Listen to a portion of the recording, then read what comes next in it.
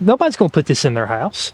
I mean, it's just ruined. My name's Graham. This is our Christmas tree farm, what's left of it. This place right here, we have absolutely no flood insurance because, it's never flooded here like this. And we, of course, reached out to FEMA, and, it was like pulling teeth just trying to get a representative out here. And, when they did get out here, it's just like they don't, we'll get back with you. And then we never hear back from them. And then it's, and the experience I've had at my own personal home is when they did get back to me, it was like, I have, tens of thousands, hundreds of thousands of dollars worth of damages, and they want to give us like $1,000, $1,400. It's just not total, or is that total. like an initial? No, that's it. Have you gotten the initial 750? Yes, they did send me that. Most people probably do check for them, and I luckily saved my checkbook and I put it direct deposit. It did come in, but I've not touched it because I've heard it's a loan and it's quick. But then, like I said, I was like, I don't really care about that. Like that's pennies in what I'm dealing with right now.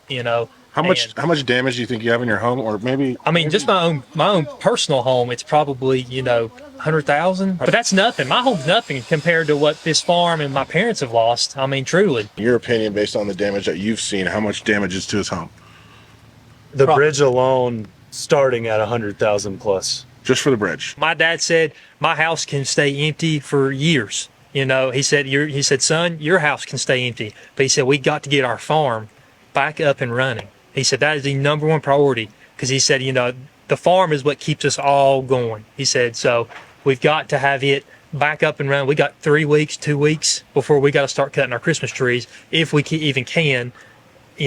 Most of them are not salvageable, but we're going to try. It's just awful, man. These were trees that we were going to cut. There's going to be a lot of families without Christmas trees this year. That's a big deal. For sure. That's a really big deal. See, I mean, even these that are standing, I mean, look at the side of this. Nobody's going to put this in their house. I mean, it's just ruined.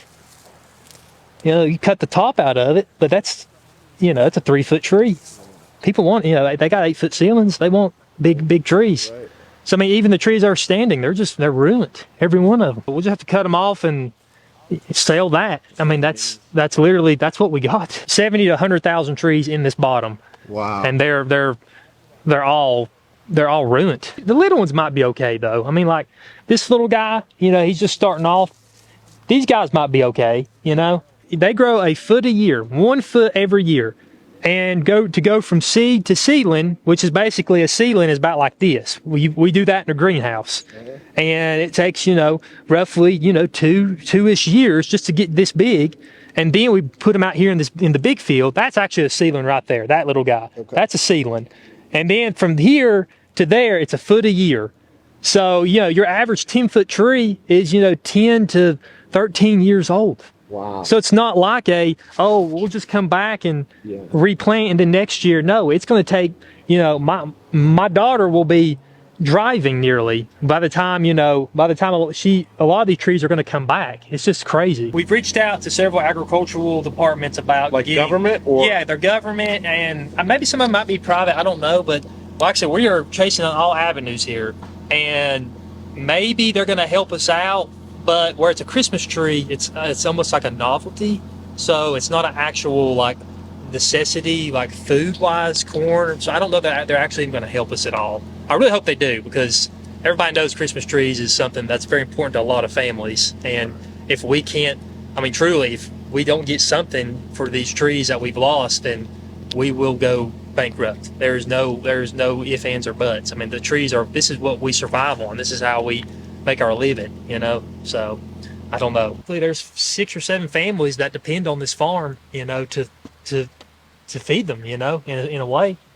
So I don't know what the future holds. I really don't. Trent, TM Woodcocks, they've come in here out of the goodness of their hearts, literally, and they are rebuilding our once was a happening Christmas tree farm, basically, while we're all trying to put back together all of our other, my parents' home and then my home, and we're all trying to rebuild. And Trent's came in here and just he's doing our office for us, which has just been a real blessing. So it's unbelievable. In 2 weeks, he's almost fully rebuilt our completely flooded office.